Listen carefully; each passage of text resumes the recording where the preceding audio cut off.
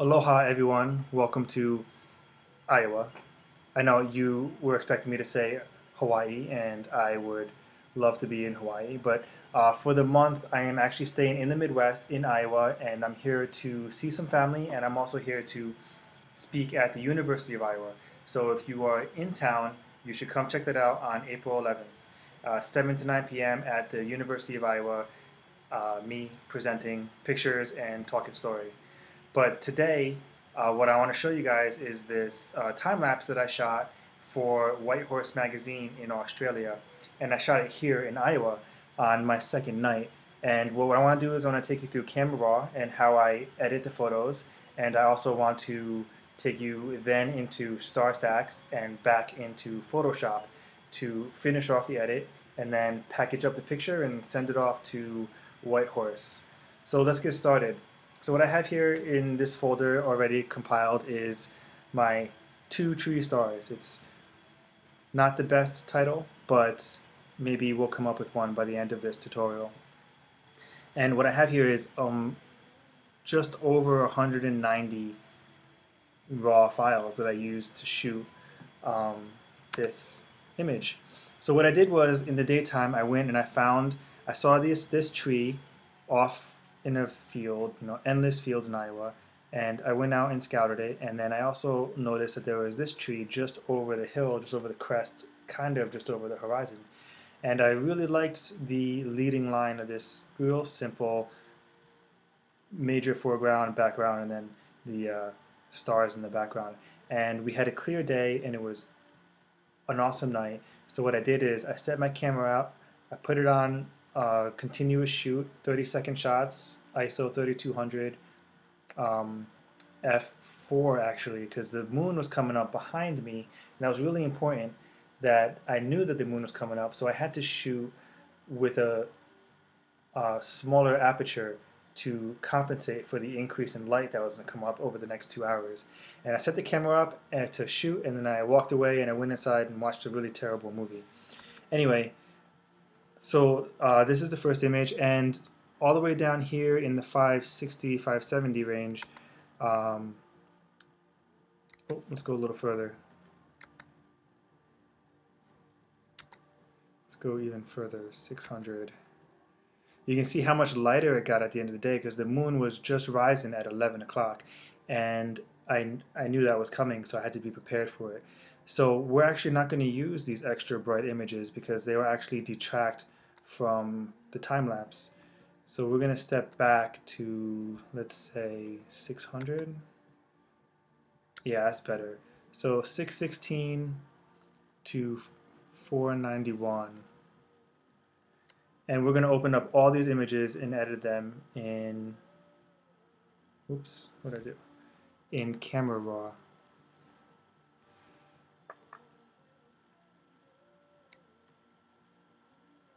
This is actually one of the bridges of Madison County. Didn't get an awesome sunset that day, but what can you do? But be prepared when the time is right to shoot. Anyway, so what we're going to do in Camera Raw is we're going to edit all 150 some of the images that we're going to use in this time lapse, and give that a moment to start loading. So the first thing I always do, no matter what type of image I'm using, is I go ahead and I edit the lens correction, and I enable profile corrections.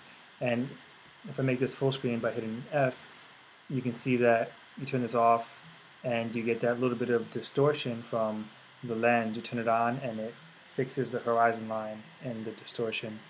And then the next thing I always do, super important, and if this is the only reason you use Camera Raw, it would be enough, is I remove chromatic aberration. And for me, I'm a print artist, I'm a gallery artist, so my work gets printed large. I print a lot of my images, up to 90 images for people's homes and for galleries and hotel lobbies and whatnot. And you can't print an image really large if when you zoom in or when it's blown up, you see like highlighting the red and yellows and pinks and purples that are just a part of the way light comes through glass and we create images. Wow, this is really noisy, huh? So I'm gonna hit Command or Control 0 to zoom out. So there's not a lot that I want to do to this image before sending it out of Camera Raw and into actually Starstax. But what I do want to do is I want to sharpen or actually reduce noise in the image. And we're going to reduce noise here in luminance and color. So luminance noise reduction, for those of you that don't know, is just the noise reduction of colors, shades from white to black. So if we turn it down, you can see we get a lot more noise, all the billions of stars out there. But we don't need to see all of those stars. They're actually kind of distracting and a little bit too busy. So I want to pull this up a little bit.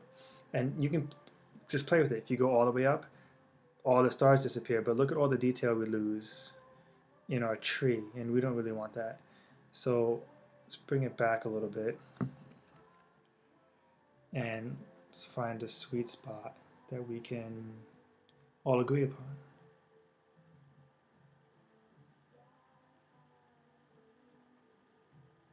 And yeah, I think that's a good place to start. And then your luminance detail is same thing, working with the lights and the darks. If you pull it all the way down, you start to get back some of that detail. If you go all the way up, oh, I'm sorry, if you pull all the way down, you start to lose more detail, and if you go all the way up, you get it all back. I don't think I'm going to adjust this at all. And then contrast, same deal. I don't mess with that one too much, but color noise is where you can kind of start to win a little bit here.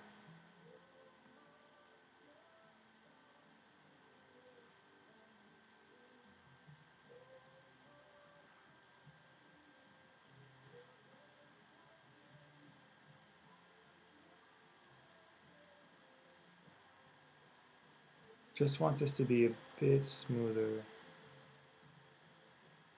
so that when we do the actual star trail image where the stars are moving, it's not so busy.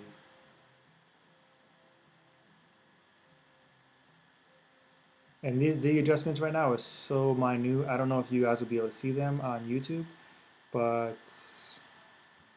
bear with me for the moment.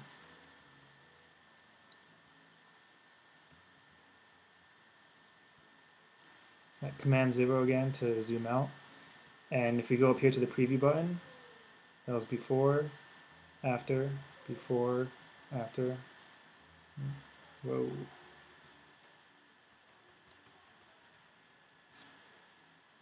Before or after, before, after. I think that's better.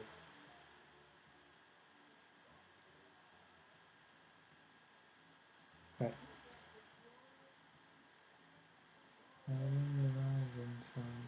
Can you guys hear that music?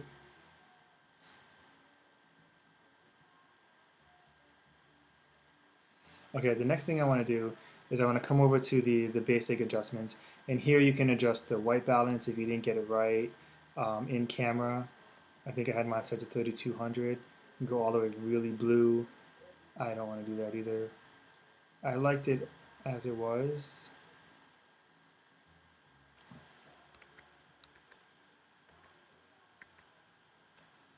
Let's go back to as shot to 2950. Yeah, I think that's about right. We can adjust all of this to your heart's desire. That's the great thing about Camera Raw is you can adjust every pixel however you like it. I think we can bring the highlights up, make the stars a little brighter. Let's check and see. Yep, I'm going to bring the highlights up just a tad bit, and I'm going to bring the shadows and the black point down a little bit. Actually, I'm going to leave it alone.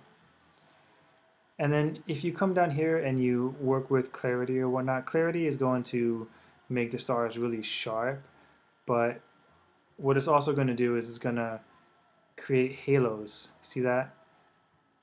Around the stars that you don't really want. See that? So for nighttime star shots, I don't play with these at all. All Right. Next thing that we could do is we could go back to the lens vignette, and what happens is when you shoot wide open, um, you get vignetting on the edges. So, oh, that's distortion. My bad. Let's undo that. Uh, and we don't want that vignetting, so we're just going to brighten up the end a tad bit.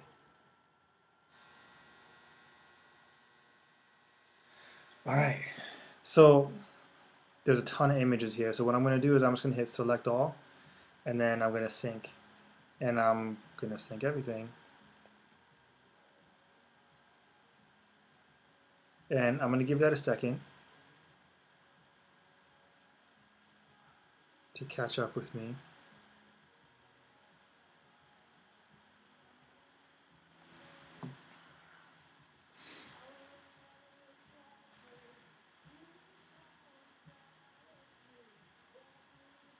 So these little icons mean that it's working, and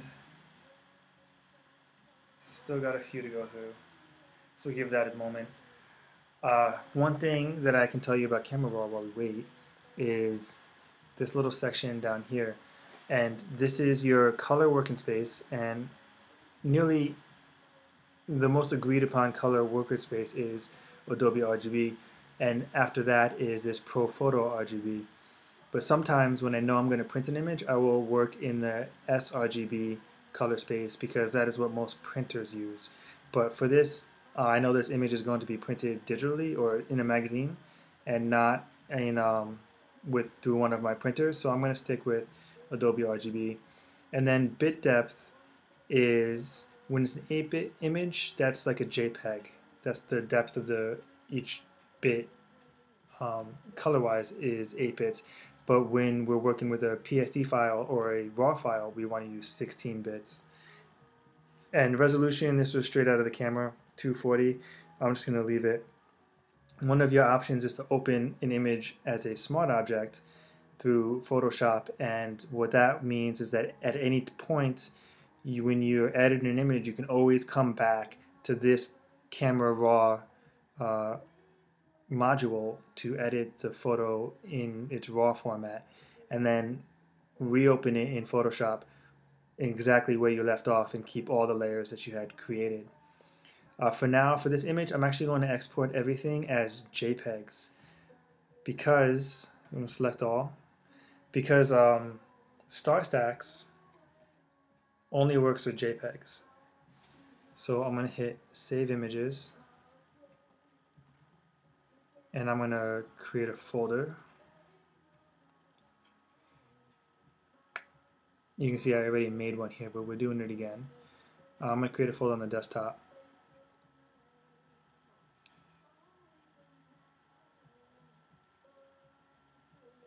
And we will call it, I haven't thought of a name yet, shoots. We'll call it Two Trees Comet Trails, because that's what we're going to make anyway. Right. Select this folder. We're just going to have them as JPEGs as a maximum. This goes to 12. 10 is going to be perfect for what we're going to do. And I'm going to go ahead and save. So this is going to be 126 image time lapse, and I'm going to let that run, and we'll pick up where we left off when this is finished.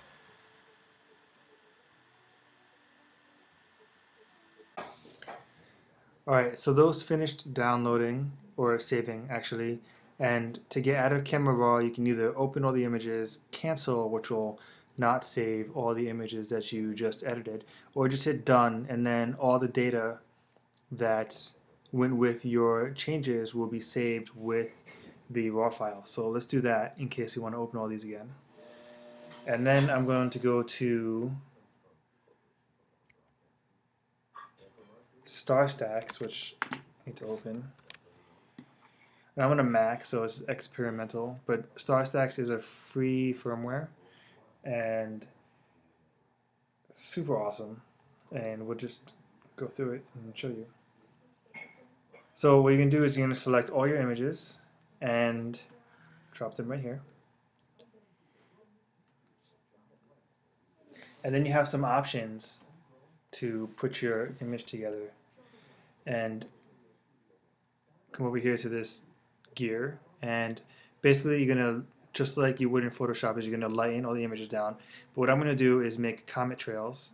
And what a comet trail is going to make sort of a, like the head of a comet is going to be at the front of the trail, and then if you did short trails, the tail would be shorter, and long trails, the trail will go all the way across the screen as far as the stars moved.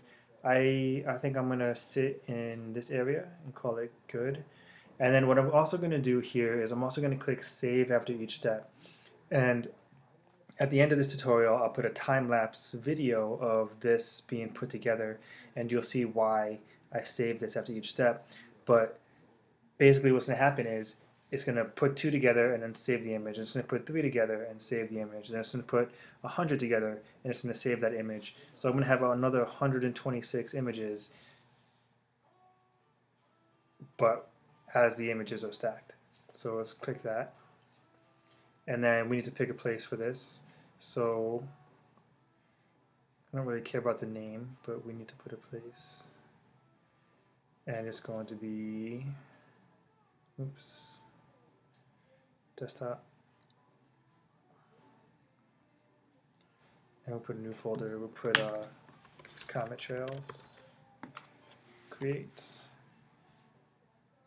choose. All right, and then super simple, like so. Starstax, like I said before, Starstax will only process JPEGs. That's why I had to export everything as a JPEG, and I did it as a small JPEG just to be fast for this tutorial. So the next thing you do here is you just hit this button right here, which means start to stack, and it's going to put this together.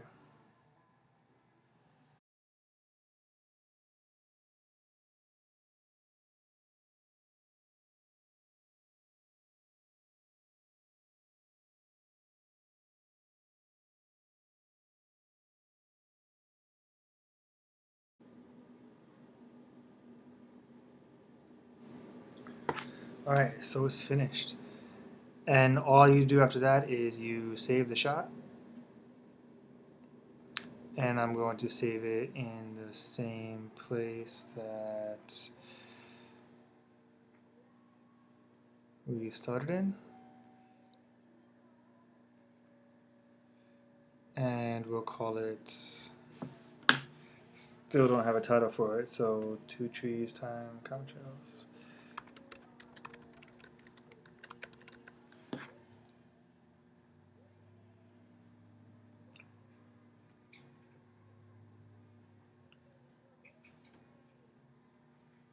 Alright, and then close this and you're done.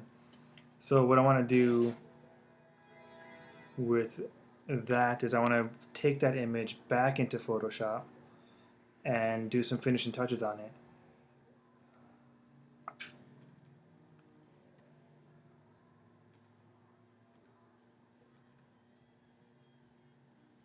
Oops.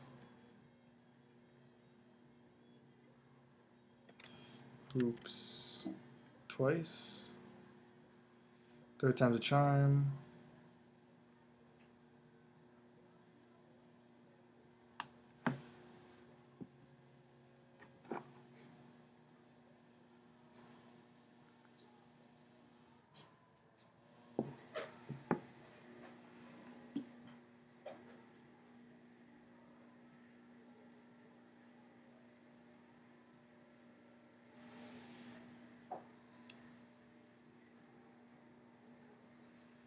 Alright, so back in Photoshop, if you hit F, it brings you to full screen. And here we go. So some things that I want to do with this image before I call it complete is I want to just pick up my marker here.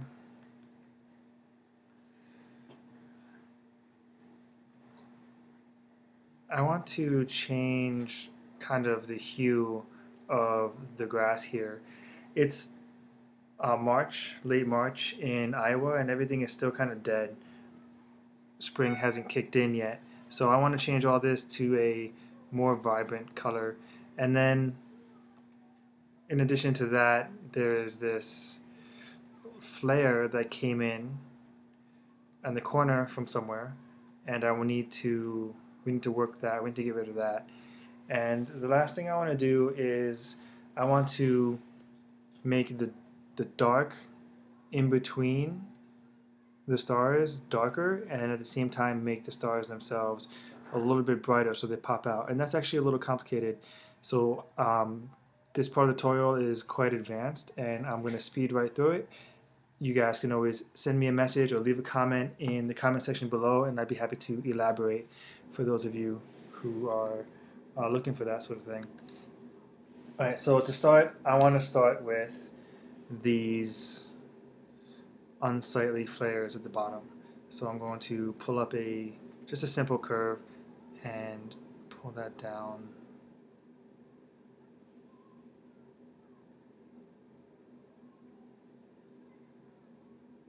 Okay, and then I'm going to hit Command I to hide that adjustment, and then I'm going to use my brush to bring it back only where I want it, and we'll go down to like 75% here.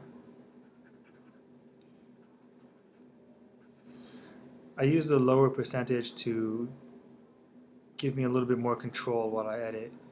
At about 70%, 3 times over will be 100% opaque.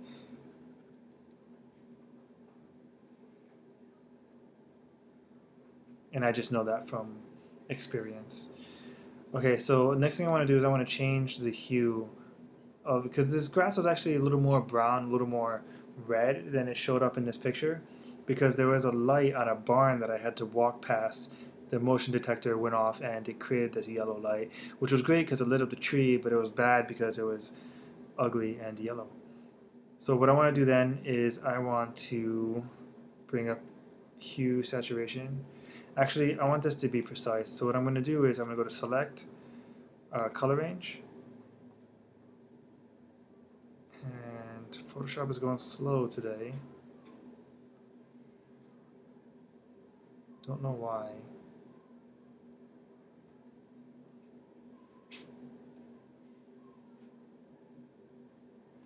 I don't want to close anything. Bear with me. Alright, so what you have here is you have 3 droppers, and those droppers allow you to choose a color. And I'm going to choose this one. And what you see here in this icon, in this pop-up screen, is what is actually being selected.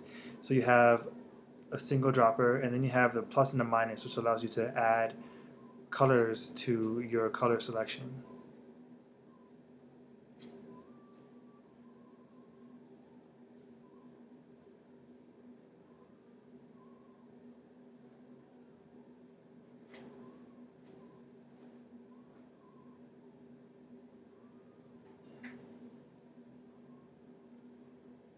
And we don't want any of this gray.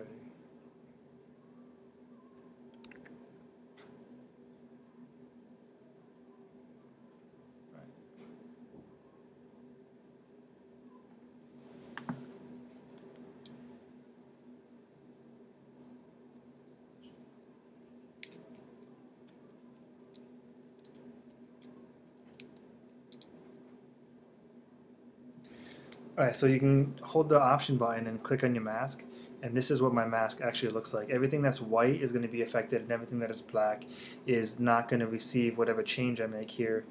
I'm going to hit D to bring my color palette back to the standard or default, and I'm going to hit X to switch it. I don't want any of this up here to be affected, so I'm going to mask it out manually. And actually, to be a little bit more precise, I'm going to use my lasso tool and get rid of all of this.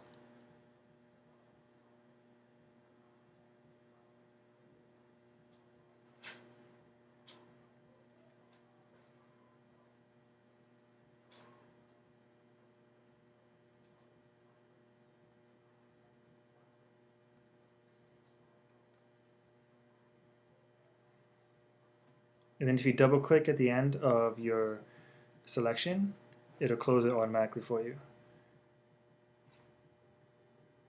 So that is my selection, and then B for the brush tool. I'm going to bring this up to 100%, and I'm just going to get rid of everything that I don't want to change.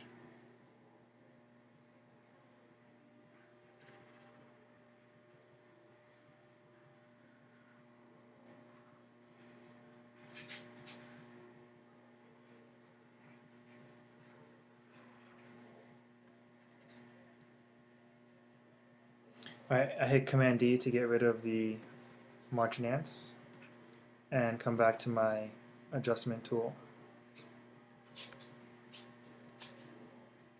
If you hold the spacebar, you get this hand and you can move your picture around wherever you want it. Okay, so I want to change this.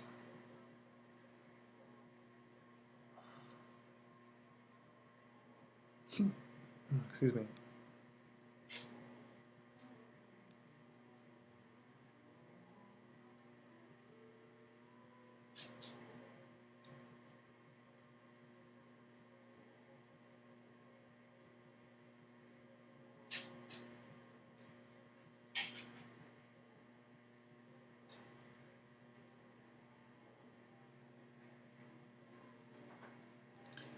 This is not the adjustment I'm looking for, I don't think. Let's try a curves layer. I'm just going to drag this one up here, replace the layer mask, delete that. Alright. So I want more red in this and less yellow. So if I come to here to red, and I'm going to pull the red up, just kind of warm up this grass here just a little bit. If I want less yellow, that means I gotta add more blue. Which, probably just want to add the blue in the shadows.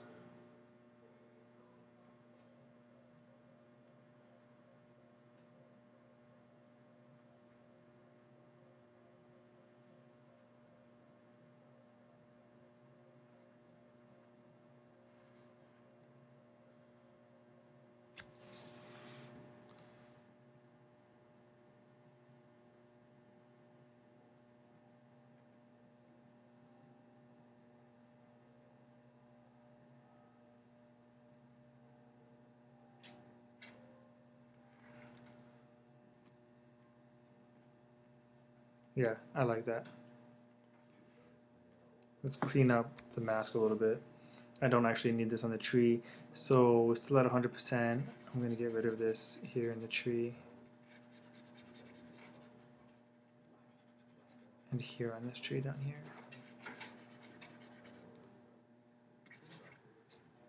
Alright, before, after, tiny change.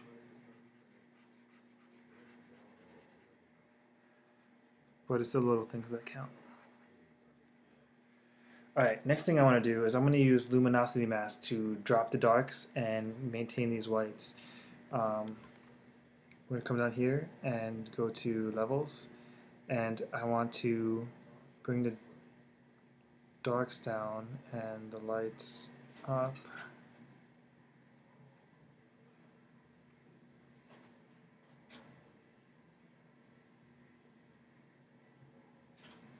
Actually, I don't think we need to do luminosity mask. I will save luminosity mask for a separate tutorial.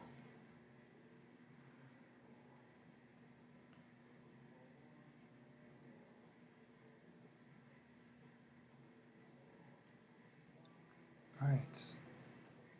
I'm going to use my gradient tool to take this off the bottom. So it's going black to white. Oops. On my linear gradient tool. Oops, let's inverse that.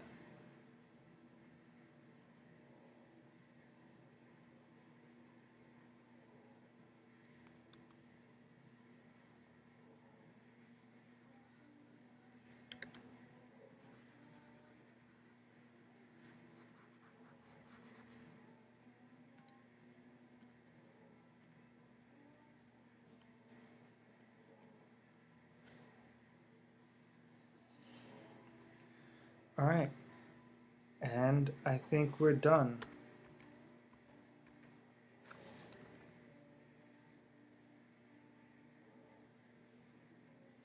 Yeah, so thank you for spending a few minutes with me and this really simple star trail image. And I hope you guys can come back for some more tutorials in the future. Aloha.